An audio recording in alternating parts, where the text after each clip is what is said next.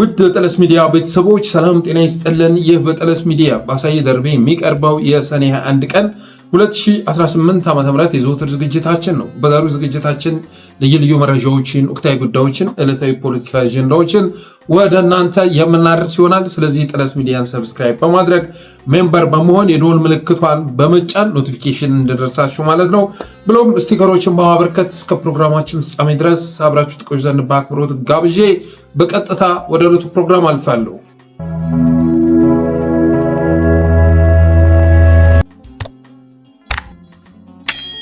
የመጀመሪያው ርዕሳችን ኪዳኑ አመኑ የተባለ ስሙን ካልተሳሳትኩ ማለት ነው የባያቶና አመራር ቴዎድሮስ ጸጋዬ ሪዮት ሚዲያ ላይ ቀርቦ የተናገረውን ንግግር ይመለከታል። ይህንን ንግግር የብልጽግና የሳይበር አርሚዎች ሲቀባበሉት አይቻለሁ እና አመራሩ ምን ብሎ ተናግሮ ነው የብልጽግና የሳይበር አርሚ የሚቀባበለው የሚለውን አይተን እንመለስ። የትግራይን ጥቅሞች ተመስርቼ ነው ከሻዕቢያ ጋር እየተባበርኩ ያለሁት ብለኛል። ወር መተባበሩ እኔ ያልኩ ያለው ቴዲ እኔ ያልኩ ለሻዕቢያም ለፋኖ ነው ያመጣ ነው የትግራይ ፎርሙላ ነው። እነሱ አይደለም ያመጡት ነው የምልህ። ከብልጽግና እንዲጣሉ ያደረግነው የትግራይ ፖለቲካ ነው። በእኛ የሰላ ፖለቲካ በጥበብ የተሞላ ፖለቲካ ነው ወደዛ ያመጡት። ብልጽግና እንደ ሰይጣን ብቻውን እንዲቆም የተደረገው በትግራይ የውስጥ ፖለቲካ አሰራር ነው ነው የምልህ። እኛ ነው ያመጣናቸው፣ እነሱ አይደለም ያመጡት። እንደሰማችሁት ለሻዕቢያም ለፋኖም ያመጣ ነው የትግራይ ፎርሙላ ነው። በትግራይ ፎርሙላ መሰረት ነው አብረን እየሰራን ያለ ነው በማለት ይናገራል። እነሱ አይደሉም ያመጡን፣ እኛንን ያመጣናቸው ነው የምልህ። ከብልጽግና እንዲጣሉ ያደረግነው የትግራይ ፖለቲካ ነው። ከብልጽግና እንዲጣሉ ያደረገው የትግራይ ፖለቲካ ነው። በእኛ የሰላ ፖለቲካ፣ በጥበብ የተሞላ ፖለቲካ ነው ወደዚህ የመጡት።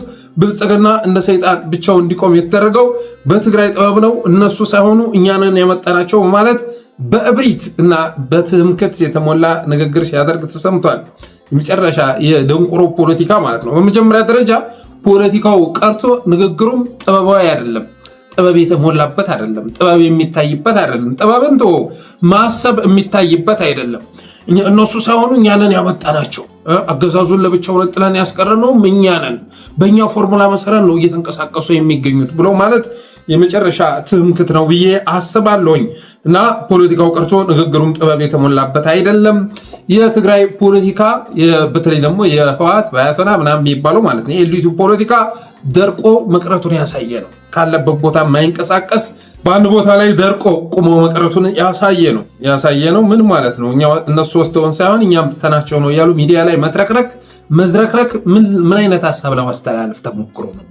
ምናልባትም ጥብረትን ለማፍረስ ታቅዶ ካልሆነ በስተቀር ለብልጽግና ፕሮፓጋንዳ ፍጆታ የሚውል ቃል ማቀበል ተፈልጎ ካልሆነ በስተቀር እንዲህ አይነት ንግግር ጥቅሙ ምንድን ነው?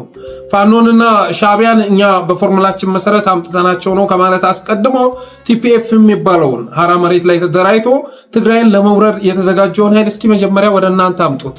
18 ቦታ ተሰነጣጥቀህ 18 ፓርቲ መስርተህ አይኖ መሰረታዊ በሆኑ ነገሮች ላይ ልዩነት የላቸውም እና የትግራይ ፖለቲካ ተቦርብሮ ባለበት ሁኔታ ሻዕቢያን ያመጣ ነው ፋኖን ያመጣ ነው እኛንን እያሉ መተርተር ልክ አይደለም። መጀመሪያ ቲፒኤፍን ወደ ራስህ አምጣ። ስብራ ፓርቲ አዲስ አበባ ላይ ሆኖ የሚሰራውን ፖለቲካ እሱን ለመክታት ሞክር። ፋኖና ኤርትራ ድረስ ሂዶ ከመንጠራራት በፊት ያንን ማድረግ ያስፈልጋል። በተረፈ አገሩን በየተራ ማጥፋት የሚፈልግ አገዛዝ ባለበት ሁኔታ የሰለባዎች መተባበር ተፈጥሯዊ እንጂ አስማት አይደለም። ምንም ጥበብ አያስፈልገውም። በትንሹ ማሰብ በቂ ነው። በየተራ መውደብ የሚፈልግ አገዛዝ ወደ ስልጣን መጥቷል። ስለዚህ በየተራ ከምንጠፋ ይልቅ ተባብረን የምናስወግደው ይሻላል የሚለው አስተሳሰብ ተፈጥሯዊ ነው። እስካሁንም ድረስ በዓለም ፖለቲካ ውስጥ ሲከሰት የኖረ ጉዳይ ነው እና ብልጽግናን የሚለያችሁት እናንተ አይደላችሁ። ለብቻው ተለይቶ እንዲቀር ያደረገው ስራው ነው። እውነቱ ምንድነው?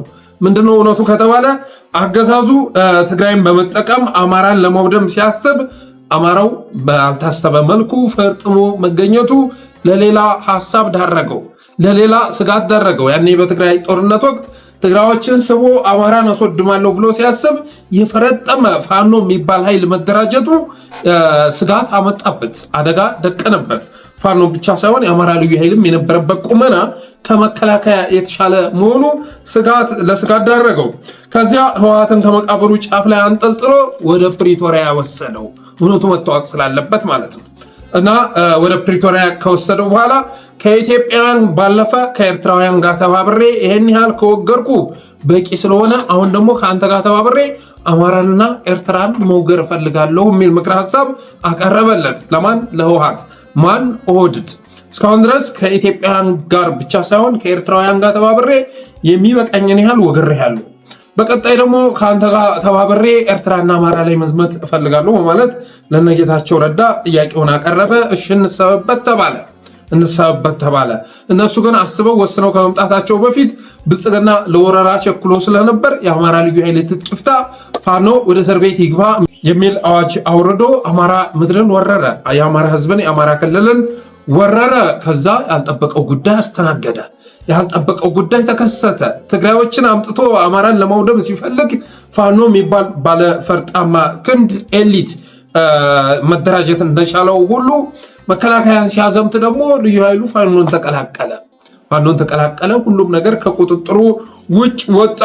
ከዛ በኋላ ህወሓት ከፌዴራል መንግስት ጋር አብሬ መስራት ፈልጋለሁ የሚለው የህወሓት ክንፍ ስምረት በሚል ስያሜ በነጌታቸው ረዳ እየተመራ ወደ 4 ኪሎ አመራ። አይደለም የትጥቅ ድርጅቱንም አፋር ላይ ማደራጀት ጀመረ። የለም ከጎረቤቶች ጋር ብተባበር ነው የሚሻለው ብሎ ያሰበው ደግሞ የህወሓት ክንፍ መቀሌ ላይ ቀረ። እኛ የምናውቀው ይህንን ነው።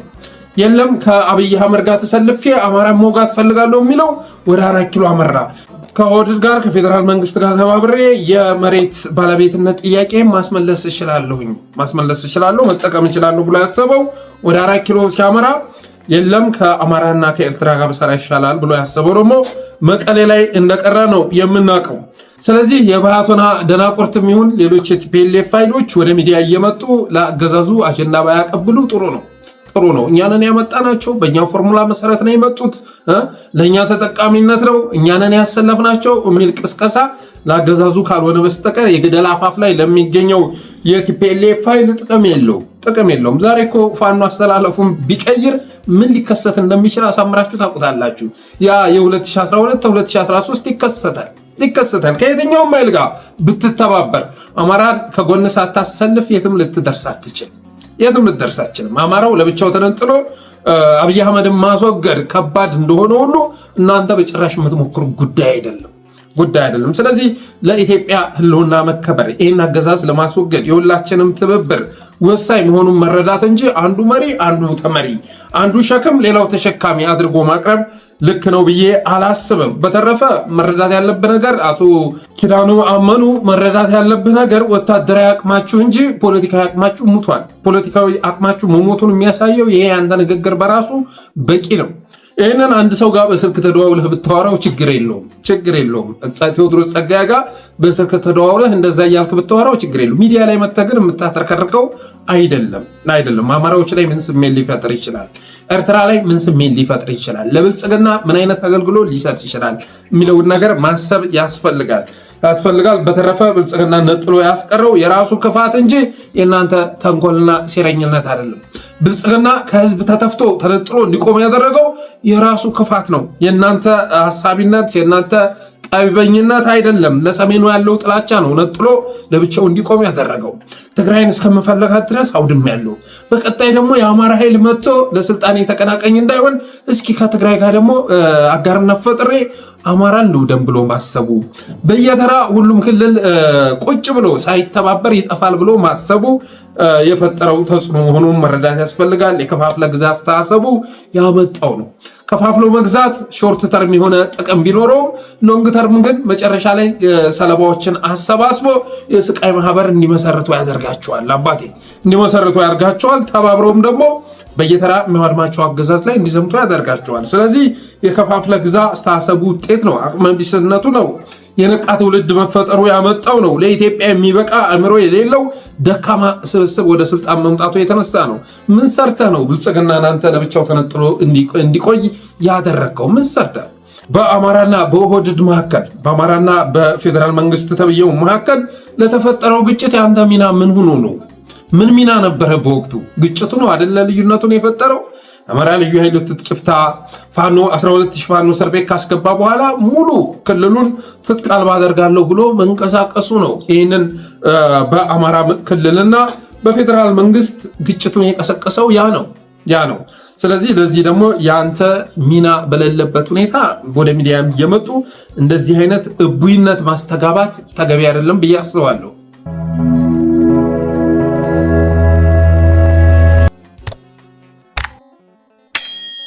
ሌላኛው ርዕስ በደጋዳሞት ጦሩንና አመራሩን አስበልተዋል ተብለው የተጠረጠሩ 3 አመራሮች ላይ እርምጃ መወሰዱን ሰምተናል።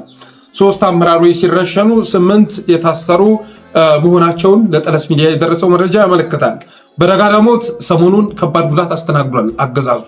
በደጋዳሞት ብቻ ሳይሆን በቤተ አማራም እንደዚሁ ከባድ የሆነ ጉዳት አስተናግዷል። ያልታሰበ አደጋ አስተናግዷል። ስለዚህ በደጋዳሞት ጦሩንና አመራሩን አስበልተዋል ተብለው የተጠረጠሩ 3 አመራሮች ሲረሸኑ 8 አመራሮች መታሰራቸውን የደረሰ መረጃ ያመለክታል። ሚስጥር አሳልፈው ሰጥተዋል በሚል ምክንያት ማለት ነው። ቴዲስ ሰሞኑን ወታደራዊ መኮንኖችን ጨምሮ 5 ወታደራዊ መኮንኖችን ጨምሮ በርካቶችን አካትሟል። ይሄ መረጃ መውጣት ሲጀምር ብልጽግና 2017 ዓመተ ምህረት ጭምር የሞቱ የኮሎኔሎችን ስም ዝርዝር በማቀበል እውነተኛ መረጃውን በሐሰት ለማድበስበስ ጥረት ያደርግ ነበር። ከእውነተኛ መረጃችሁ ጋር የተሳሳተ መረጃ ደባልቆ ያመጣና ከዛ የካውንተር አታክ በማድረግ እውነተኛውንም ለማጥፋት ይሞክራል። ስለዚህ በትናንትናው ዕለት አንድ ኮሎኔል ዩኑስ ምናምን የሚባልም ደጋዳሞት ላይ ተበልቷል የሚል መረጃ መስጠት እንደዚህ አይነት ፕሮፓጋንዳ ለመንዛት ጥረት ሲያደርግ ነበር። በተረፈ ግን በተጨባጭ 5 ወታደራዊ መኮንኖችን ጨምሮ በርካቶች ተካትመዋል። ሰሞኑን ደጋዳሞት ላይ የምርኮ ቪዲዮ የመጨረሻ የሚገርም ነው። ፌስቡክ ላይ ያያችሁት ይመስለኛል። በጣም በርካታ የሰራዊት አባላት ተማርከዋል ማለት ይቻላል። እንግዲህ የተማረከው በዛ ልክ ከሆነ 5 ወታደራዊ መኮንን የህይወት ዋጋ ከከፈለ ተራው ወታደርማ ምን ያህል እንዳለቀ ለመገመት የሚከብድ አይደለም። ተራው ወታደርማ ረግፏል ማለት ነው። ኮሎኔል ጋር ስትደርስ እኮ ብዙ ነገሮችን ተራምደህ ነው አይደለም? ብዙ ጦር ረምርመህ ነው። ካልሆነ ኮሎኔሎች ጫፍ ልትደርስ አትችልም። ስለዚህ ደጋዳሞት ላይ በተራው ወታደር ላይም ከባድ ጉዳት እንደደረሰ ማወቅ የሚከብድ አይደለም። በተረፈ ያ ድል ሊመዘገብ የቻለው ደግሞ ህዝባዊ በመሆኑ የተነሳ ነው። የደጋዳሞት ህዝብ ከመጠን በላይ የዚህን አገዛዝ ክፋት የተረዳ በመሆኑ የተነሳ ማዳበሪያና ምርጥ ዘር እንኳን ለመስጠት ፈቃደኛ ያልሆነ መንግስት ወደ ስልጣን መምጣቱን በመረዳቱ የተነሳ እያንዳንዱ ገበሬ ታግሎታል ማለት ይቻላል። እያንዳንዱ ገበሬ በሌሎች አካባቢዎች ላይ ይሄ እየተሰራ ነው ወይ የሚለው ጥያቄ አለኝ። የንቅናቄ መድረኩ የፈጠረው ፍሬ ነው ሰሞኑን ደጋዳሞት ላይ የታጨደው። ስለዚህ ይሄ ድል ሊመጣ የቻለው በፋኖ ብቻ ሳይሆን ህዝቡም ጭምር መረጃ በመስጠት እና በውጊያውም ላይ በዘመቻውም ላይ በመሳተፍ ሁሉም በመረባረቡ የተነሳ ነው። በተረፈ ሰሞኑን እንግዲህ አንድ ኮሎኔል የህይወት ዋጋ ከከፈለ በኋላ የእጅ ስልኩ ከፋኖች እጅ መግባት ችሎ ነበረ እና ከስልኩ ላይ የተገኘው መረጃ ይዘገነናል። ከወጣው በላይ ያልወጣው ይዘገነናል። በነገራችን ላይ ማለት ነው እህቶቻችን ላይ ሲባልግ የሚያሳይ ቪዲዮ ጭምር ቀርጿል። ቪዲዮ ሳይቀር ማለት ነው በውስጥ ተልኮልናል። ምን ላይ ልናስተራጨው እንደምንችል አላቅም፣ ግን ለመብት ተሟጋች ድርጅቶች እናደርሰዋለን። ሌሎች ወገኖችም ያ ቪዲዮ የደረሳችሁ ፎቶዎች የደረሳችሁ ወገኖች ለመብት ተሟጋች ድርጅቶች ልታደርሷቸው ይገባል። እህቶቻችንን እንዴት እያደረጉ ብላክሜል እንደሚያደርጓቸው፣ እንዴት እንደሚጫወቱባቸው። ከኮሎኔሉ ጋር የታየችው እህት በሴተኛ አዳሪነት ዘርፍ የተሰማራች አይደለችም። የፈለጉትን ማድረግ የሚችሉበት ሁኔታ ተፈጥሮላቸዋል። የአማራ ህዝብን በጥይት ብቻ ሳይሆን በሌላም ነገር እንዲያወድሙና እንዲበክሉ ስምሪት ተሰጥቶ ነው ወደ አማራ ክልል እንዲገቡ የተደረገው። ለዛም ነው በፊት በኢትዮጵያ ደረጃ አንደኛ በኤችአይቪ ጋምቤላ ክልል ነበር። አሁን ከጋምቤላ ያንን ደረጃ የተረከበው ማን ነው? አማራ ሆኗል። አማራ ለመሆን ሆነ ከተባለ የብርሃኑ ጁላ ታጣቂ ከጠመንጃ ባለፈ ሌላም ነገር ተሸክሞ ወደ ክልላችን በመግባቱ የተነሳ ነው። የትናንቱን የቢቢሲ ዘገባ ማስተዋስ ይበቃል። በአንድ ዓመት ውስጥ ቤተሰቦቻቸው ፊት 2700 በላይ የአማራ እህቶች፣ እናቶች ተደፍረዋል። ሀገር ሊጠብቅ በሚገባ አገዛዝ እህቶቻችንን፣ ህዝብን እንዳጠቃላይ ከውጫዊ ጠላት ሊጠብቅ በሚገባው ወታደር መከላከያ ሰራዊት ማለት ነው በራሳቸው አገር ወታደር እህቶቻችን በራሳቸው ቤት ውስጥ ተደፍረዋል። በራሳቸው ተወልደው ባደጉበት ቤት ውስጥ ጎጆ ውስጥ ተደፍረዋል እና ኮሎኔሉ እንደዚህ ካደረገ እንደዚህ እየቀረጸ የብልግና ነገር ሌላ እዚህ ጋር አምጥቼ ለዋራው የማልችለው ነገር ሁሉ ሲያደርግ ይታያል። የወሲብ ፊልም ጭምር ሲያሰራ ነበረ። ስለዚህ ያን ቪዲዮ የደረሳችሁ ወገኖች ለሚመለከታቸው አካላት ማድረስ አለባችሁ። ማንቂያም ነው። ማንቂያም ነው። ኮሎኔሉ እንደዛ ካደረገ ተራውማ ምን እንደሚያደርግ መገመት የሚከብድ አይደለም። በተረፈ እንዲህ አይነት ክስተት የትግራይ ሴቶች የተደፈሩት በወንድ ነው፣ የኛ ወታደሮች ግን በሳንጃ ነው የሚል ቀውስ በሚመራት ሀገር ውስጥ እንዲህ አይነት ነገር መከሰቱ የሚገርም አይደለም። አንድ ወፈፌ ምክር ቤትን ሰብስቦ የትግራይ እህቶች እኮ የተደፈሩት ሴቶች የተደፈሩት እኮ በወንድ ነው፣ የኛ ወታደር እኮ በሳንጃ ነው ብሎ የሚናገር የመጨረሻ ቀውስ ማቶ ተብሎ ሊገለጽ የሚችል መሪ በሚመራት ሀገር ውስጥ እንዲህ አይነት ነገር መከሰቱ የሚገርም አይደለም። የረከሰ ካናቱ የበሰበሰ ስርዓት በመምጣቱ የተነሳ ነው እንዲህ አይነት ነገር ልናይ የቻልነው። በፊት በኢህአዴግ ጊዜ ቢሆን ምን ሊከሰት እንደሚችል አስባችሁታል? ከየትኛውም ስርዓት ጋር እኮ ሊወዳደር የሚችል አይደለም። ሰሞኑን አይታችኋል። ህፃናትን ሆሳዕና ላይ ውሻቸውን እያነቁ እንዲገሉ ሲያደርግ ነበር። የሚያለማምደው በየቀኑ የሚያመጣው አጀንዳ በቃ ውስጣቸው ያለውን ስብዕና የሚያረክስ ውስጣቸው ያለውን ፈሪሃ እግዚአብሔር የሚቀማ የሚያወርድ ሰብአዊነታችሁን የሚያሟሟ ነገር ነው በየቀኑ የሚያደርጉት። ይሄ ደግሞ ሆን ተብሎ የሚሰራ ነገር መሆኑን ማወቅ ያስፈልጋል። በኤችአይቪ አንደኛ ደረጃ ላይ አስፍረውናል። በኤችአይቪ አንደኛ ደረጃ ላይ ልንሰፍር የቻልነው ሌላ የተፈጠረ ነገር ስላለ አይደለም። አማራ ክልልን የግጭት ቀጠና የታጣቂዎች መፈንጫ ሜዳ ስላደረገው ነው እና እኔ ደጋዳሞት ላይ ከተደፋው ኮሎኔል በላይ ስልኩ ላይ የተገኘው ነገር ጠቃሚ ነው ብዬ አስባለሁ። ለሚመለከታቸው አካላት ቢተላለፍ ነገ ቢያንስ አማራ ፍትህ እንዲያገኝ ለማድረግ የሚያስችል ነው ብዬ አምናለሁኝ። ያ ስራ የአንድ ኮሎኔል መገለጫ አይደለም፣ ድፍን የጁላ ሰራዊት መገለጫ ነው። የአማራ ሴቶችን መድፈር፣ ጾታዊ ትንኮሳን እና ረሃብን ሳይቀር ረሃብንም ጭምር እንደ ጦር መሳሪያ የሚጠቀም አገዛዝ መሆኑን ለማሳየት የሚያስችል ነው። አስገድዶ መድፈርን፣ ክራይምን እንደ ጦር መሳሪያ የሚጠቀም ስርዓት ወደ ስልጣን መምጣቱን ለማሳየት የሚያስችል ስለሆነ ያንን ማድረስ ያስፈልጋል።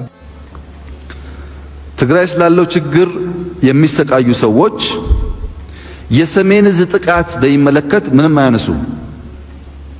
ሰሜን ዕዝ እኮ አልተጠቃም፣ ተዋረደ። ሴቶች እኮ አሁን በወንድ የተደፈሩት የኛ ወታደሮች ግን በሳንጃ ተደፍረዋል።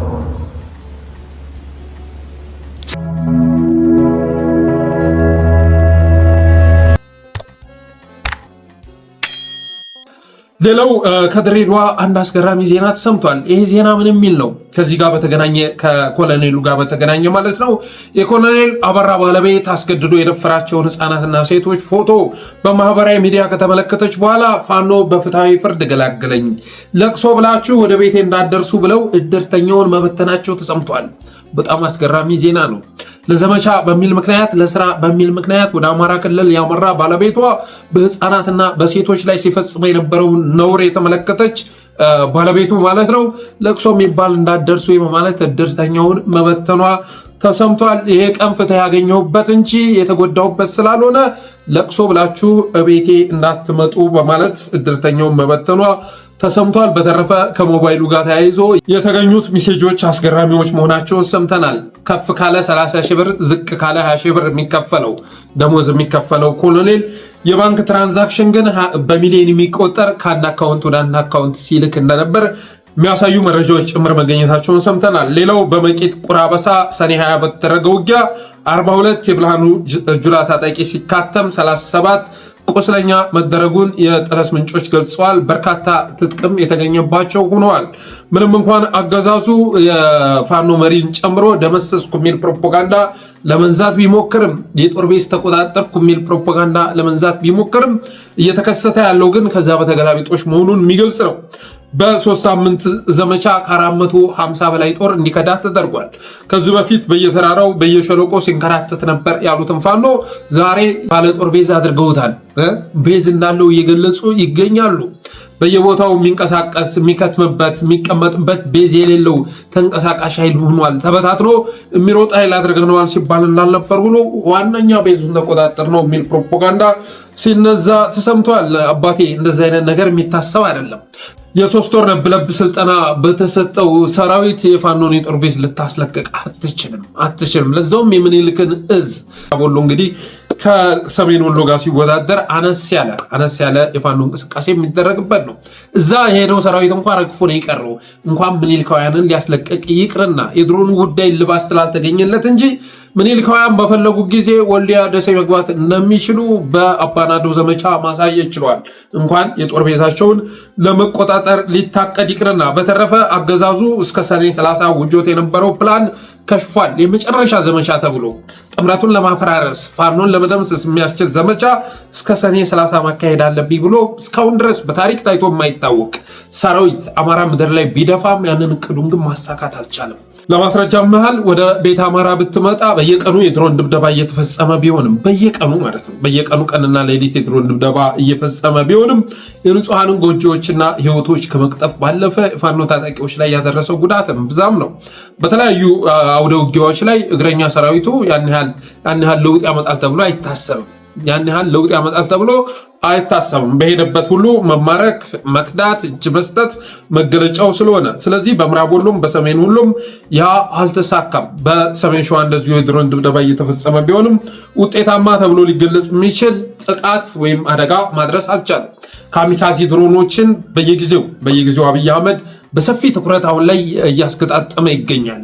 የኮሪደር ልማት የኮሪደር መብራት የሚለውን ዝባዝንኬ አቁሞ ዛሬ ስንት ካሚካዚ ድሮን አመረታችሁ እያለ በየቀኑ እንደሚጠይቅ ሰምተናል። በየቀኑ ማለት ነው። ካሚካዚ ድሮንና ኤፍፒቪ ድሮን የሚባሉት በራሽያ ዩክሬን ጦርነት ላይ በስፋት አገልግሎት ላይ መዋላቸው ሲዘገብ ነበር፣ ሲነገር ነበር። በተለይ ዩክሬኖች ራሽያ ወታደሮች ላይ ተግባራዊ ሲያደርጓቸው ነበር። ከዛ ውጭ ግን አንድ መንግስት ራሱ ህዝብ ላይ እነዚህን ድሮኖች ይጠቀማል ተብሎ አይታሰብም። ምክንያቱም ዝቅተኛ የሆነ ፕሪሲሽን ያላቸው ናቸው። በጣም ዝቅተኛ የሆነ ንጹሐን ላይም ጉዳት ሊያደርሱ የሚችሉ መሆናቸው ይታወቃል። ብልጽግና ግን አሁን ላይ በወታደሩ መተማመን በማጣቱ የተነሳ በወታደሮቹም በጀነራሎቹም እምነት በማጣቱ የተነሳ ዋነኛ ትኩረቱን ካሚካዚ አጥፍተው ጠፊ ድሮኖች ላይ አድርጎ ሰፊ ስራ እየሰራ ይገኛል። በየቀኑ መረጃ እየጠየቀ ይገኛል። አብይ አህመድ ዛሬ ስንት ድሮን ተመረተ የሚለውን ጉዳይ በትኩረት እየሰራበት ነው ይላል። መፈንቅለ መንግስት ሊያካሄድ የማይችል ብቸኛ ድሮን ብቻ ነው። አሁን ጄኔራሉም እየተማረረ ነው። ወታደሩም ብዙ ወጪ ከወጣበት በኋላ ወደ ውጊያ ቀጠና ስናስገባው እጅ መስጠትና መበታተን እየቀለለ ነው። ከመከላከያ ሰራዊት ባለፈ ሪፐብሊክ ጋርድ፣ ኤሊት ፎርስ እያልን ብናሰለጥንም ዋጋ የለውም። ስለዚህ ካሚካዚው ላይ መበርታት ይሻላል በሚል አስተሳሰብ እያስመረተ ነው። ያንንም አማራ ምድር ላይ ቀንና ሌሊት እየጣለው ቢሆንም እስካሁን ድረስ እየተሳካለት አይደለም። ስለዚህ እስከ ሰኔ 30 ድረስ የታቀደው እቅድ ውጤታማ አይደለም ማለት ይቻላል። በጎጃም በደጋዳሞት ተራው ወታደር ይቅርና መኮንኖችም ጭምር የተበሉበት ውጊያ ነው የተካሄደው። በጎንደር እነ አማራ አሸነፍ ቢበሉም እነ አማራ አሸነፍ ከመውደቃቸው በፊት ግን እልፍ አላፍ ሰራዊት ተረፍርፏል። ጌታዬ እልፍ አላፍ ዋና የምናውቃቸው የፋኖ መሪዎች በመውደቃቸው የተነሳ ዋናው የሚዲያ ሽፋን እነሱ ላይ ቢሆንም የአብይ አህመድ ሰራዊት ግን ያለቀበት አውደ ውጊያ መካሄዱን የጠለስ ምንጮች ገልጸዋል። በነገራችን ላይ የአማራ አሸነፍ ስልክ እስካሁን ድረስ ይሰራል፣ አስክሬኑም እንዳልተገኘ ገልጫለሁ። በዚህም የተነሳ አቁስለው ወስተው ሊሆን ይችላል የሚል ጭምጭምታ እንደደረሰን ጭምር መዘገባችን የሚረሳ አይደለም። ስለዚህ የአገዛዙ የሰኔ 30 ፕላን ከከሸፈ መጪው ምንድነው ከተባለ የአፋብን ዘመቻ ነው። አፋብን በራሱ የጊዜ ሰሌዳ መሰረት የሚያውጀው ዘመቻ ከፊታችን እየመጣ ነው። ከአፋብን ባለፈም እንግዲህ እስካሁን ድረስ ስናወራቸው የነበሩ ነገሮች የሚገለጡበት ጊዜ ከፊታችን እየመጣ ነው።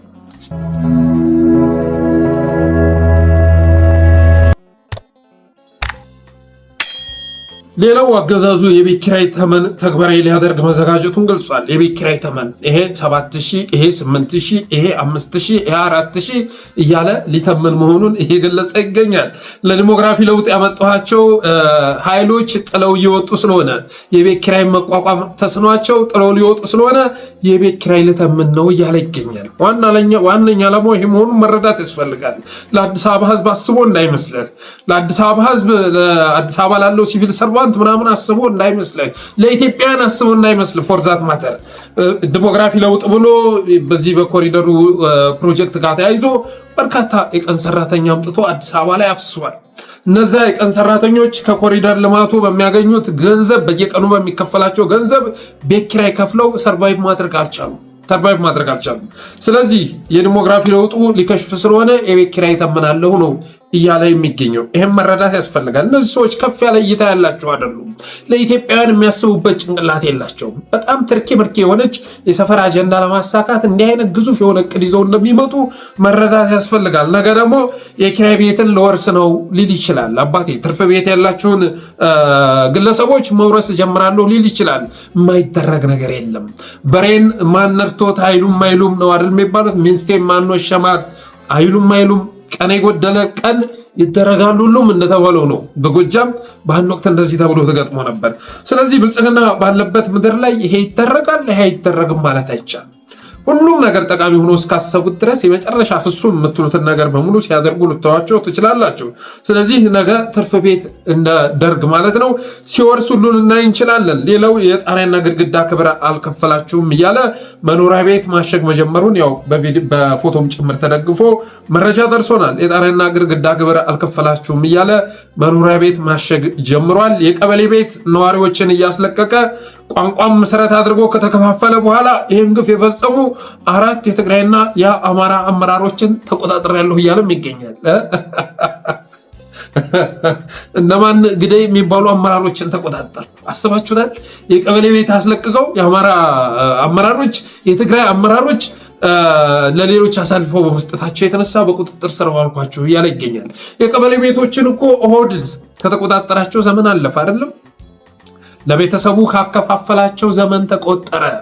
የድሮዎቹም በኢህአዴግ ጊዜ የነበሩትን አሁን አታገኟቸውም። ከቀበሌ ቤት አባሯቸዋል፣ ቀምቷቸዋል። ሻል ያሉትን በተለይ ደግሞ ማለት ነው ቀምቷቸዋል። እና ያንን ካደረጉ በኋላ ዛሬ እርምጃ ወሰድኩ ይላቸዋል። እርምጃ የወሰደው ግን እነ ሰፊሳ እነ መገርሳ ላይ ሳይሆን እነ ሀጎስ እና አበበ ላይ ነው። አይ ብልጽግና በእርምጃው ራሱ አማራዎችን ትግሬዎችን ከቀበሌ ቤት ሲያባረር ከከረመ በኋላ ያንን ያደረጉ አመራሮች ላይ እርምጃ ወሰድኩ ብሎ እንደገና እስከ አያታቸው ድረስ ስማቸውን መዝግቦ ጥፋቱን የሰሩት እኮ አማራዎች ናቸው ትግሬዎች ናቸው የሚል መልእክት ለማስተላለፍ ሲንደፋደፍ ታገኙታላችሁ። ስለዚህ የቀበሌ ቤትንም ላይ እንደዚሁ በኦህዴድ ውሳኔ መሰረት የቀድሞዎቹ ተባረው በአዲስ መተካታቸውን ማወቅ ያስፈልጋል። በተረፈ የቤት ኪራይ ተመኑ የበለጠ የቤት እጥረት የሚፈጥር ነው። የቤት እጥረት የሚፈጥር ነው። ቤት ሰርቶ ማከራየት እንዲቀር ያደረገ ነው። አባቴ 8,000 ብር 7,000 ብር አከራይ የሚል ከሆነ ቤት ሰርተህ ቤት ገዝተህ እሷን አከራይቼ የተወሰነች ገንዘብ አገኛለሁ እያሉ ማሰብ እንዳይቻል የሚያደርግ ነው። የቤት ማስፋፋት በግለሰቦች ደረጃ ራሱ ቤት እንዳይሰሩ የሚያደርግ ነው። አረብ ሀገር ያሉ እህቶቻችን እኮ ቤት የሚሰሩት ሲመጡ እንዲኖሩበት ብቻ አይደለም፣ አከራይተው ከዛ በሚያገኙ ገቢ ቤተሰቦቻቸውን ለመደጎም ነው አይደል እንዴ? ግን ያንን ህልም የሚያከሽፍ ነው። ይሄ ደግሞ የበለጠ የቤት እጥረት የሚፈጥር ነው። አገዛዙ ሰነፍና ጉፋያ አገዛዝ ስለሆነ እንጂ መፍትሄው የቤት ፕሮጀክቶችን ማስፋፋት ነው አይደለም። አቅርቦቱ እንዳያጥር የተለያዩ ቤቶችን መገንባት ነው። በማህበር እየተራጁ ዜጎች የሚገነቡበትን ሁኔታ መፍጠር ነው። መፍትሄው ይሄ ነው። ከዛ ውጭ ግን መኖሪያ ቤት ውስጥ እየገባ ይሄን 7,000 ይሄን 10,000 ይሄን 15,000 በካሬ ይሄን ያህል አከራይ እያሉ ተመን አውጭ ሆኖ መከሰት የሰነፍ አገዛዝ መገለጫ ነው። የሰነፍ የመጨረሻ የማይረባ አገዛዝ መገለጫ ነው።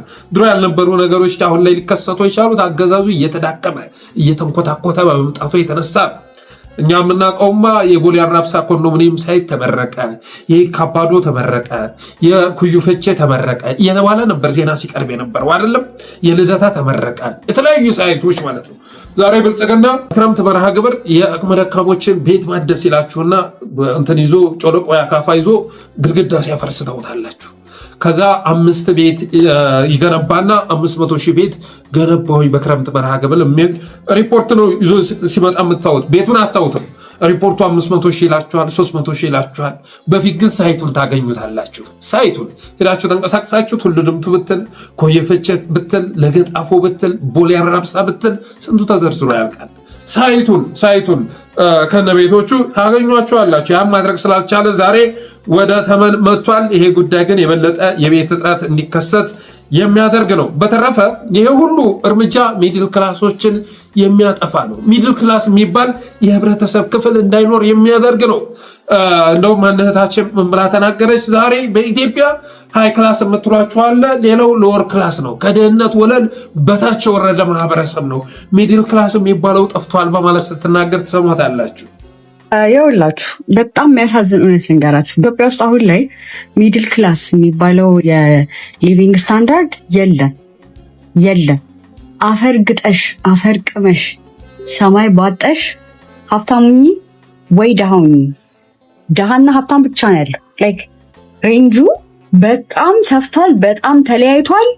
እኛ የምንኖረው ላይፍ ኤክስፔንስ የትም ሀገር ላይ የለም። በጣም ግራ የገባው ላይፍ ኤክስፔንስ ነው ያለው። ላይክ 30 እና 40 ሺህ ለአንድ ምሳ የሚያወጣ ሰው እና 3-4 ምሳ የሚዘል ሰው ያለበት ሀገር ላይ ነው እየኖርን ያለን። ወጣቶች አላህ ምስክሬ ነው፣ እየተማራችሁ ስሩ። ቤተሰቦቻችሁ ጋር ያላችሁ ልጆች ምንም ነገር ለመሞከር አሁን ነው ጊዜያችሁ። በነገራችሁ ላይ ገንዘብ የሚያስገኝላችሁ የትኛውም ነገር ለመሞከር ጊዜያችሁ አሁን ነው። እንደሰማችኋት ነው እንግዲህ አንዱ የ30 ሺህ ምሳ የሚበላባት ሀገር ተፈጥራለች። አንዱ ደግሞ 3-4 ምሳ የሚዘልባት ሀገር ተፈጥራለች። ሚድል ክላስ የሚባል የማህበረሰብ ክፍል ሙሉ ለሙሉ ወደ ሎወር ክላስ እንዲወርድ ተደርጓል። ለምን ያሆነ ካላችሁ በእንደዚህ መልኩ ነው። ቤት አከራይታችሁ መካከለኛ የሆነ ኑሮ የምትኖሩ ከሆነ ተመን ብሎ ይመጣባችኋል። የጣሪያና ግድግዳ ግብር ይላችኋል። ፕሮፐርቲ ታክስ እያለ ይመጣል። በተለያየ መንገድ የመቀራመስ ስራ ይሰራል። የነበራችሁን ገቢ ያሳጣችኋል። በጥቃቅን ተደራጅታችሁ ትንንሽ ሱቆችን ከፍታችሁ የምትሰሩ ከሆነ በግብር በተለያየ መንገድ ከስራ ገበታ እንድትወጡ ትደረጋላችሁ። ተሽከርካሪ ያላችሁ ከሆናችሁ እንደዚሁ በትራፊክ ቅጣቱ የሰራችሁትን በየቀኑ ይረከባችኋል። የትራፊክ ቅጣት በጣም አሳሳቢ ጉዳይ ነው። በነገራችን ላይ ተራ ነገር እንዳይመስላችሁ። ሰበብ እየፈለጉ አጋጣሚውን እየጠበቁ ሆን ብለው የቅጣት አካባቢዎች ራሱ ያመቻቻሉ። መዞሪያ ካዘጋጁ በኋላ ምልክቱን የማይታይ ቦታ ላይ ያስቀምጡታል። ስለዚህ ክልክል አይመስላችሁም። እጥፍ ብላችሁ ስትገቡ ፊት ለፊታችሁ ትራፊክ አድፍጦ ይጠብቃችኋል። በዛ መልኩ የሰራችሁትን የመቀማት ስራ እየሰራ ይገኛል። ስለዚህ እህታችን እንዳለችው ሚድል ክላስ የሚባለው የህብረተሰብ ክፍል ጠፍቷል። ግማሾቹ ልክ እንደ ግሩም ጫላ ከመሬት ተነስተው ቢሊየነር ሆነዋል። ሚሊየነር አይደለም ቢሊየነር። ግሩም ጫላ ጋር ተመሳሳይ ባች ነን፣ አብረን የተማረው በእንግሊሽ ዲፓርትመንት ነው የተመረቀው። ዛሬ ያካብዳል። ልክ ሃርቫርድ ወይ ኦክስፈርድ ገብቶ የተመረቀ ይመስል ሲያካብድ ታውታላችሁ። ሲጂቴን በመቀጠሉ የተነሳ ቢሊየነር መሆን መቻሉን ሊነግራችሁ ይፈልጋል። ባለንበት ዘመን አንድ የሲጂቲኤን ጋዜጠኛ በወር ስንት እንደሚከፈለው እኮ ማወቅ ይቻላል፣ ማረጋገጥ ይቻላል። እና ቢሊዮነር የሆነው ግን ሲጂቲኤን በመቀጠሩ መሆኑን ሊነግራችሁ ይፈልጋል። እውነቱ ግን እንደዛ አይደለም። አባቴ ጋንዲ ሆስፒታል መሬት ወስደህ ነው ቢሊዮነር የሆንከው። በበሬ ሽያጭ ተሰማርተህ ነው። በሲቄ ባንክ 15 ሚሊዮን በአንድ ቀን እየተላከልህ ነው። ጀዋር በነገራችን ላይ ብዙ መረጃ እያወጣበት ይገኛል። ሞዬ ኮፊ ጀርባ የሚሰራቸው ወንጀሎች ጭምር እየተጋለጡ ይገኛል። ግሩም ጫላ ሞዬ ኮፊ ጀርባ የሚሰራቸው ወንጀሎች እዛ አካባቢ በርካታ ፔንሲዮኖች እና መዝናኛ ቦታዎች አሉ እና እዛ ቦታ ላይ የሚሰራውን ነገር በሙሉ ጀዋር እያወጣበት ይገኛል። ስለዚህ ባሳለፍናቸው 7 ዓመታት በአንድ በኩል እንደነ ግሩም ጫላ ከመሬት ተነስተው አቧራቸውን አራግፈው ቢሊዮነር የሆኑ አቧራቸውን አራግፈው እንኳ ባንል ከምንምነት ተነስተው ቢሊዮነር የሆኑ ሰዎች መፈጠራቸውን ትረዳላችሁ። የዛ ቢሊዮነር መሆን ያስቻላቸው ነገር ደግሞ ምንድነው ከተባለ መሬት ነው። መሬት ዛሬ የኦሮሞ ገበሬ እኮ ከመሬቱ እየተጠቀመ አይደለም። እየተጠቀመ ያለው ማን ነው ከተባለ እንደነ ግሩም ጫላ ያሉ የመሬት ደላሎች ናቸው። በሌላ በኩል ግን ትናንትና ተስፋ የነበራቸው የመጀመሪያ ዲግሪያቸውን ከያዙ በኋላ ሁለተኛ ዲግሪ ሲያስቡ የነበሩ፣ ሁለተኛ ዲግሪያቸውን ከያዙ በኋላ ሶስተኛ ዲግሪ ለመማር ሲያቅዱ የነበሩ፣ ከኤክስፐርት ወደ ዳይሬክተር ወደ ቲም ሊደር የመሸጋገር እቅድ የነበራቸው፣ ሱቅ ሲከፍቱ በተለያዩ ዘርፎች ሲሰማሩ የነበሩ ዜጎች ዛሬ ላይ እንዲደህዩ ተደርገዋል። ያን ህልማቸውን እንዲያጡ ተደርገዋል። መማር ትርጉም የለውም ብለው እንዲያስቡ ተደርገዋል። ይህን ያደረገው ደግሞ አገዛዙ መሆኑን መረዳት ያስፈልጋል።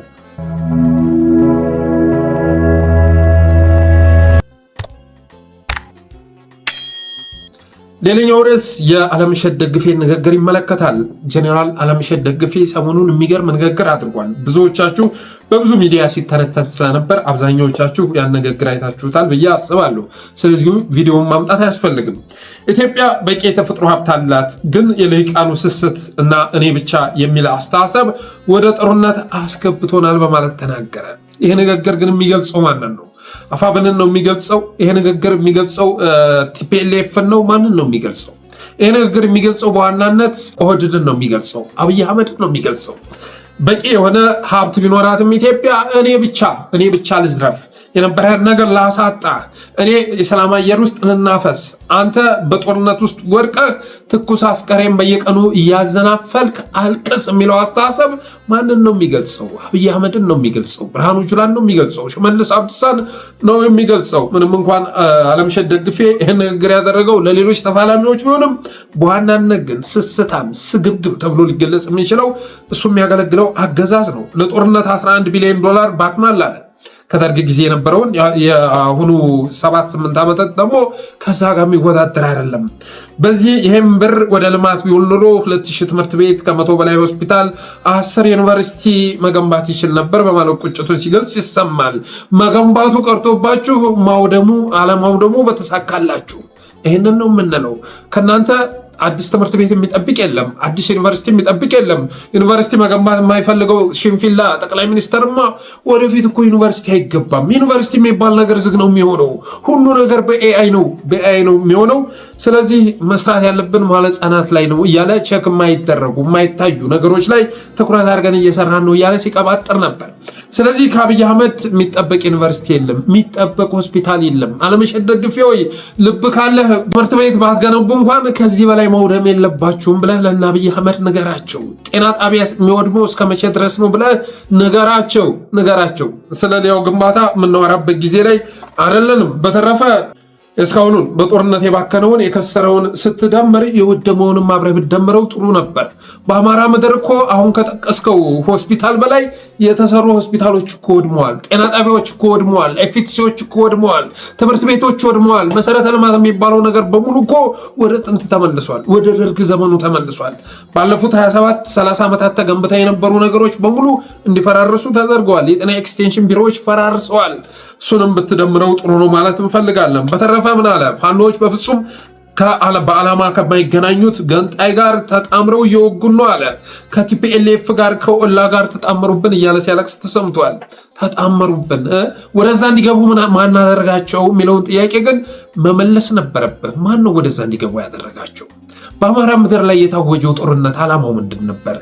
ያኔ በነ ይልቃል ከፋለ ዘመን ልዩ ኃይል ትጥቅ ማስፈታት የሚለው ዓላማው ምንድን ነበር? በዋናነት አማራ ልዩ ኃይልን በስጋት ከመመልከት ኦህዴድ እንደገና ለሻመት ስልጣኑ ላይ ዘና ብሎ ሁሉንም ገባር አድርጎ ለመኖር አቅዶ እኮ ነው ያንን ዘመቻ አውጆ የነበረው። ስለዚህ እንዲተባበሩ ያደረጋቸው እኮ በዋናነት ኦህዴድ መሆኑን መረዳት ያስፈልጋል። ቀደም ኪዳኑ አመኑ የሚባለው እኛንን ያስተባበርናቸው እኛንን ያመጣናቸው እያለ ሲበሸከር ነበር። እንደዛ አይደለም። እውነቱ ያስተባበራቸው አብይ አህመድ ነው። ኤርትራን ከአማራ ከትግራይ ጋር እንዲተባበሩ ያደረጋቸው አብይ አህመድ ነው። ሱዳን እዚህ ክለብ ውስጥ እንድትገባ ያደረጋት አብይ አህመድ ነው። ይህንን መረዳት ያስፈልጋል። ስለዚህ እንዲተባበሩ ያደረጋቸው ያ መሆኑን መረዳት ያስፈልጋል። በተረፈ ግን ሌሎችን ገንጣይ እያልክ ያለው ዋናውን ገንጣይ በጫንቃ ተሸክመህ ነው። ኢትዮጵያ በታሪኳ እንደ ኦህዴድ ወይም ኦፒዲኦ ያለ ገንጣይ ድርጅት ወደ ስልጣን አምጥታ አታውቅም።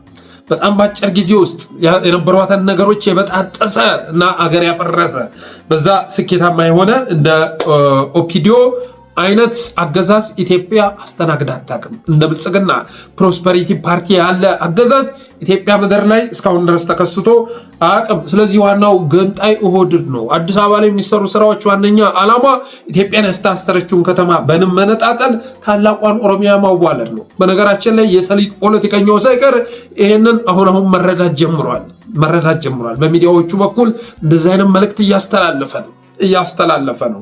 ያንን ሀሳብ ይዘው የመጡት የተፈጠረውን ጥምረት ማላላት ፈልገው እንደገና አጋርነት ከጅለው ይሁን አይሁን ባናቅም ዞሮ ግን ዋና አገር አፍራሽ ኦህዴድ መሆኑን እየተረዱ መጥተዋል።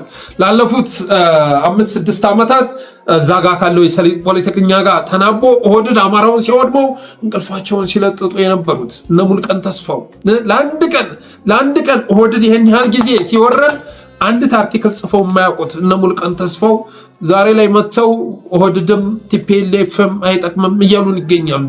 በቲዲኤፍ እና በፋኖች መካከል ጥምረት ሊፈጠር ነው የሚል ዜና ሲሰሙ ከተኙበት አባቴ ከተኙበት እየተነሱ መጥተውልሃል። ኦፒዲዮም አይጠቅምም፣ ኦህዴድም አይጠቅምም፣ ቲፒኤልኤፍም አይጠቅምም እየተባለ ይገኛል። ይሄን ሐሳብ ለምን የዛሬ 3 ዓመት አልጻፍከውም ነበር ሙሉቀን ተስፋው? ያኔ አብዛኞቹ ከባድ መሳሪያቸውን ባልፈቱበት ሁኔታ፣ የአማራ ጥያቄዎች መልስ ባላገኙበት ሁኔታ ትጥቄን ልፈታ አልችልም ብሎ ወደ አመፅ ሲገባ፣ እነዛኞቹ ግን የለም እኛ መስራት የምንፈልገው ኦህዴድ ጋር ነው ብለው ሲሞዳሞዱ የአብይ ጄኔራሎች ጋር ቁጭ ብለው ውስኪ ሲጠጡ ይሄ ጥምረት አይጠቅምም የሚል አስተያየት ለምን ይዘህ አልመጣም? ዛሬ ለምንድን? ላለፉት 3 ዓመታት የት ነበርክ? የኦፒዲዮ ክፋት የሚታይህ ዛሬ ከቲዲኤፍ ጋር አፋብን ጥምረት ሊፈጥር ነው ሲባል ነው እንዴ? ሲባል ነው? እንዴት ነው የምታስቡን? እንዴት ነው የምታስቡን? ይህንን ጥያቄ ማቅረብ እፈልጋለሁ። በተረፈ አለምሸት ደግፌም ኦላንም ሊያንቋሽሸው ቢሞክርም ዋናው ሸኔ በሚል ስያሜ የሚጠራው ሸኔ በሚል ስያሜ የሚጠራውና አማራዎችን ሲጨፈጭፍ የነበረው ኃይል እኮ ዛሬ በግልጽ እኮ ከአገዛዙ ጋር ተሰልፏል። የኦሮሚያ ባላደራ መንግስት እኮ እየተመሰረተ ይገኛል። ይሄ ዝም ብሎ ፕሮፓጋንዳ መሰላችሁ እንዴ? ስም ማጥፋት መሰላችሁ እንዴ? ከታማኝ የመረጃ ምንጭ የደረሰኝ መረጃ እኮ ነው ወደ እናንተ ያደረስኩት። የኦሮሚያ ባላደራ መንግስት ስልጣኑ ከአብይ አህመድ ካመለጠ ሌሎች እጅ መግባት የለበትም ተብሎ እኮ በእነ ዳውድ ኢብሳ የሚመራ ኮሚቴ እኮ እየተዋቀረ ይገኛል። ሸኔ እኮ ዛሬ የመንግስት አመራሮች ጠባቂ ሆኖ እኮ ስምሪት ተሰጥቶታል። አታይም እንዴ? ሄሊኮፕተሩ ጋር ነፍቃዱን አጅበው የሚሄዱት እኮ ሸኔዎች ሆነዋል። ዛሬ እኮ እስከ ዛሬ ድረስ በአሊ ዶሮ በተለያዩ ቦታዎች አማራውን ሲያገት የነበረው ኃይል ዛሬ እኮ ያገዛዙ ዋነኛ ጋርዱን እኮ ተከስቷል። ስለዚህ ሰሜኖች ገፍተው ከመጡ ሰሜን ሸዋ ከደረሱ አስቀድሜ ለኦላ አስረክበዋለሁ ቤተ መንግስቱን ተብሎ እኮ የኦሮሚያ ባላደራ መንግስት እየተመሰረተ ይገኛል። ባለፈው የዘረዘርኳቸው አሶሲሽኖች እኮ የአገዛዝ አውቅቶታል። እንደ ሀገር ብቻ ሳይሆን እንደ ቀጠና ተጠልቷል። በዓለም አቀፍ ደረጃ ቅቡልነት አጥቷል። ስለዚህ ሌሎች ፕላኖች ያስፈልጋሉ ብለው ባሉት መሰረት እኮ ሌሎች ፕላኖች እየተዘጋጁ ይገኛሉ እኮ። ከኢትዮጵያ ወደ ኦሮሚያ ተንሸራቶ ታላቋን ኦሮሚያ ለማዋለድ እኮ ስራ እየተሰራ ይገኛል። ስለዚህ ዋናውን ገንጣይ ተሸክሞ ስለ ሌሎች ገነጣጣዎች ማውራት አግባብነት የለውም። በተረፈ ሁሉም አካል ትናንት በነበረበት ይዞታ ላይ ይገኛል ማለት አይደለም። እኔ በአፋብና በቲዲኤፍ መካከል ስምምነት ሊኖር የሚችለው ቢያንስ ኢትዮጵያ ላይ ተመሳሳይ አቋም ካላቸው ብቻ ነው ብዬ አስባለሁ። ኢትዮጵያ መትረፍ አለባት። ኢትዮጵያ ከ4 ኪሎ ያለውን እኩይ አገዛዝ አስወግደን አገርም በእኩልነት በፍትሃዊነት ከሌሎች ኢትዮጵያ ጋር በመተባበር ማስተዳደር አለብን የሚል አቋም ላይ ከደረሱ ብቻ ነው የሚል አመለካከት አለኝ። በተረፈ አማራን ከአማራ ጋደል ነው፣ ትግራይን ከትግራይ ደግሞ ልናጠፋፋ ነው የሚል አገዛዝ ተሸክሞ ጀኔራል አለምሸት ደግፌ ወደ ሚዲያ መጥቶ አሰላሳይ ቢጫወት ትርጉም አለው ብዬ አልገባም። ፋኖ ወደ ትግል የገባበትን ምክንያት አለምሸት ደግፌ ረስቶታል ብዬ አስባለሁ። አማራን ከአማራ እያጠፋፋ ነው ብሎ የሚያስብ እኮ አገዛዝ ነው ስልጣን ላይ ያለው። የአማራ ሚሊሻን የአማራ አድማ በታኝን ከአማራ ፋኖ ጋር አታኮስ ነው። በቀጣይ ቲዲኤፍን ከቲፒኤፍ ማታኮስ እንችላለን። ከዛ ጦርነቶቹን አሸክመናቸው እኛ ታላቋን ኦሮሚያ እንገነባለን የሚል የመጨረሻ እኮ 4 ኪሎ አካባቢ ሊደርስ የማይገባው ሰው እኮ ነው ዛሬ ስልጣን ላይ ያለው። ይህንን ግን አለምሸት ደግፌ ረስቶታል ብዬ አስባለሁ። በተረፈ ንግግሩ ምንን ያሳያል ከተባለ ፍርሃትንና ሽንፈትን ነው የተመለከትኩት። አለምሸት ደግፌ ንግግር ፍርሃትና ሽንፈትን ተመልክቻለሁ። የወታደሩና የአመራሩ አስተሳሰብ መለያየቱንም ተረድቻለሁ። የጀኔራሎቹና እና አብይ አህመድ አስተሳሰብ እየተለያየ መምጣቱን ተረድቻለሁ። መጨረሻ ላይ እንደውም አለምሸት ከንቀፉ ብንን ይልና ተለቅሶ ወጥቶ ወደ ፉከራ ሲሸጋገር ታውታላችሁ። መጨረሻ አካባቢ ላይ ማለት ነው። የልቡን ቅጭቅጩን ሲናገር ከቆየ በኋላ ወዴት እየሄድኩ ነው ብሎ ብትት ሲል ታያላችሁ። ይህ የሚያሳየው የወታደሩና የአመራሩ የፖለቲካ አመራሩ አስተሳሰብ እየተለያየ መምጣቱን ነው። በተረፈ በዛች ንግግር አለምሸትን አብይ አህመድ እንዳይገለው እሰጋለሁ። አለምሸት ይሄ ንግግር የመጀመሪያው አይደለም። ከዚህ በፊት ወታደሩ እረፍት ይፈልጋል፣ እረፍት ማድረግ ያስፈልገዋል። እንደ ጀኔራል ፍጹም አሰፋና በአንድ ወቅት መጥቶ ሚዲያ ላይ እንደተናገረው ጀኔራል ወታደሩ እረፍት ያስፈልገዋል፣ ሰለቸው፣ ይህን ያህል ዓመት ላለፉት 6 ዓመታት እረፍት አላገኝም በማለት ሲናገር ነበር። በዛ ንግግሩ ላይ ደግሞ አሁን መጥቶ የተናገረው ንግግር ኦህዴድን የሚያጋልጥ በመሆኑ የተነሳ አብይ አህመድ እንደ ሰዓረ መኮንን እንዳያስወግደው እሰጋለሁ። ከኤርትራው አምባገነን መሪ ወይም ደግሞ አካላት ጋር እየተሳሰረ ከዛም አልፎ ከሱዳን ጋር እየተሳሰረ ከውስጥ ካሉት ጸረ ሰላም ኃይሎች በምንም በዓላማ ከማይገናኙ ጸረ ሰላም ኃይሎች ጋር እየተሳሰረ ችግር ለመፍጠር በዝግጅት ላይ ነው የሚገኘው። በሚያሳዝን ደረጃ ባለፈው ጊዜ የተካሄደው ጦርነት ሳይበቃ አሁንም የትግራይን ወጣቶች ወደ ጦርነት ለመማገድ እየተዘጋጀ ነው ያለው። ከዛ ባሻገር በአንድ በኩል ኢትዮጵያዊ ነን ለኢትዮጵያ እናስባለን የሚሉትም አክራሪ የአማራ ናሽናሊስቶች ፋኖ በሚባል የሚጠሩት እነዚህም ከአገሪቷ ብሔራዊ ፍላጎት ውጪ ከሌሎች የውጭ ኃይሎች ጋር እየተጣመሩና በፍጹም በዓላማ ከማይገናኙት ከቲፒኤልኤፍ አክራሪ አመራር ጋር ጭምር እየተቀናጁ ኢቭን ኢትዮጵያን ኦሮሚያን ከኢትዮጵያ ለመነጠል ከሚታገለው የሸኔ ከሚባለው የሆነ ክንፍ ጋር ጭምር እየተቀናጁ የሚሰሩበት ሁኔታ ነው እየታየ ያለው።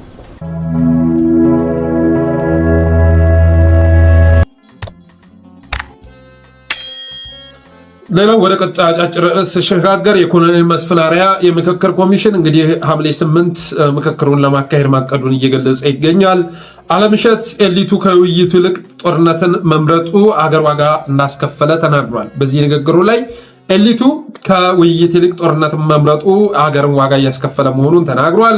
ከቀናት በፊት ደግሞ ምሁራን የምክክሩ ተሳታፊ በመሆን ፈንታ ታዛቢ ሆነዋል በማለት የኮሚሽኑ ሰብሳቢ መስፍን አርአያ ሲናገር ነበር። ይሁንና ግን ኤሊቱ ባልተሳተፈበት ሁኔታ የተለያዩ በኢትዮጵያ ፖለቲካ ውስጥ ወሳኝነት ያላቸው እና የተለያየ አስተሳሰብ ያላቸው ኃይሎችን ወደ ምክክር ማስገባት ሲገባ ተመሳሳይ አስተሳሰብ ያላቸው ተመሳሳይ ላባ ያላቸው ወፎች ሰብስቦ ምክክር ለማካሄድ እየተንቀሳቀሰ ይገኛል። ኢዜማን፣ አብንን፣ ብልጽግናን ምን ሲሆን ወደ ምክክር ታስገባቸዋለህ? እነሱ እኮ ተመሳሳይ አይነት አስተሳሰብ ያላቸው ናቸው። ባህር በር ሲባል ባህር በር የሚሉ፣ ሀገር ይፍረስ ሲባል አዎ ይፍረስ የሚሉ፣ ጦርነት ይለኮስ ሲባል አዎ ይለኮስ የሚሉ ኃይሎችን እንዴት አገራዊ ችግርን ይፈታሉ ተብሎ ወደ ምክክር ታስገባቸዋለህ? የኛው ፕሮፌሰር ግን አብንን፣ ኢዜማንና ብልጽግና በማነጋገር የኢትዮጵያን ችግር መቅረፍ ይቻላል በሚል አስተሳሰብ ወደ ምክክሩ በመጨረሻው ምዕራፍ ላይ እየተቃረበ ይገኛል። 8 አጀንዳ ይፋ አድርጓል። 4 ዓመት ፈጅቶ 8 ብላኔ የሆኑ አጀንዳዎችን ይዞ መጥቷል። በሚሊዮን የሚቆጠር ገንዘብ ተቀራምቶ በሚሊዮን አይደለም። የሀገራዊ ምክክር ባለፉት 5 ዓመታት በቢሊዮን የሚቆጠር ሀብት አባክኖ ነው እነዚህን 8 አጀንዳዎች ይዞ የመጣው። ነገ የሚወሰኑትንም መናገር ይቻላል። አብይ አህመድን ፕሬዚዳንት ማድረግ፣ ክልል መዋቅርን በታትኖ በክላስተር ወይንም በክፍለ ሀገር በጠቅላይ ግዛት ማዋቀር፣ ይህንንም ያደርጉታል እንዳትጠራጠሩ። የሚቀበል አይኖርም እንጂ ክልሎችን በታትኖ ወደ ክላስተርና ክፍለ ሀገር መቀየር፣ አንቀጽ 39 ማስተካከል የህገ መንግስት ክለሳም ስለተባለ ማለት ነው። አንቀጽ 39 ቢቀየር ኦህዴድ እስካለ ድረስ ኢትዮጵያ መፍረሷ የሚቀር ጉዳይ አይደለም። አንቀጽ 39ን ኦልሬዲ ወደ ተግባር የቀየሩ ኃይሎች ስልጣን ይዘዋል። አንቀጹን ቀየርከው አልቀየርከው የሚያመጣው ነገር የለም። በተረፈ የኦሮሞ ብሔርተኛ ኃይል ስልጣን ላይ ባለበት ሁኔታ ዛሬ ራሱን ለመበታተን ፈቃደኛ የሚሆን ክልል ይኖራል ብዬ አላስብም። ጎጃም፣ ጎንደር፣ ወሎ፣ ሸዋ ብሎ ሊበታትን ቢመጣ የሚቀበለው ይኖራል ብዬ አላስብም። ትናንትና አዋሳን፣ ሲዳማን ከደቡብ ክልል ለጥሎ የበላው አገዛዝ ዛሬ በምክክር ወስኛለሁና ክልሎችን ለመታተን ነው እያለ ቢመጣ የሚቀበለው አይኖርም። ኦሮሚያም ላይ ተመሳሳይ ቢያደርግ የኦሮሞ ብሔርተኝነት የወለደው ኃይል ወደ ስልጣን ስለመጣ ያንን ማኔጅ ያደርገዋል። ስልጣን ላይ ያለው እሱ ስለሆነ በተለያየ ክላስተር ቢያደራጅም ኦሮሚያ የምትለዋን ነገር ግን ማስቀጠል ይችላል። አማራ ላይ ግን ይህ አይሰራም። በአደና ያለው አብና ያለው እና እንኳን ተበታትነን ቀርቶ አንድ ላይ ሆነንም አልቻልነውም። እና ፕሮፌሰር መስፍን ነገ ይችን እንደ ስኬት ይዞልን ሊመጣ ቢያቅድም የሚቀበለው ይኖራል ብዬ አላስብም። የአንቀጽ 39 ጉዳይ ኦልሬዲ እኮ ኢትዮጵያን እያፈራረሳት ነው። ሲያፈርስ ደግሞ አንቀጽ 39ን መሰረት አድርጎ አይደለም። አሁን ኢትዮጵያ ፎርዛት ማተር እኮ ችግሯ ህገ መንግስት አይደለም። ኢትዮጵያ እኮ ያለ ህግ የሚያስተዳድር መንግስት በመምጣቱ የተነሳ ነው ለዚህ ሁሉ ሁኔታ የተደረገችው። አልባ ያደረገን፣ ተፈናቃይ ያደረገን፣ ተወራሪ ያደረገን ህገ መንግስቱ አይደለም አባቴ። በህግ የማይመራ በየትኛው ምድራዊም ሰማያዊም ህግ የማይመራ እርኩስ አገዛዝ ወደ ስልጣን በመምጣቱ የተነሳ ነው። ከሰማይ የተላኩ ነኝ የሚል ኩታላ ወደ ስልጣን በመምጣቱ የተነሳ ነው። ኢትዮጵያ አሁን ላይ እየተመራች ያለችው በህገ መንግስት አይደለም። ችግሩ ከህገ መንግስት የሚነሳ ነው ሲባል ኡቴ እላለሁ። ኡቴ ህገ መንግስቱን አንብቦታ ያቅም አብይ አህመድ። ነገም ቢሆን በምክክር ህገ መንግስቱ ላይ ክለሳ ተሰርቶ ቢመጣ ኢትዮጵያ የምትተዳደረው በአብይ አህመድ ጭንቅላት ነው፣ በህገ መንግስት አይደለም። በአብይ አህመድ ብላኔ ተልካሻ ጭንቅላት ነው ኢትዮጵያ የምትመራው።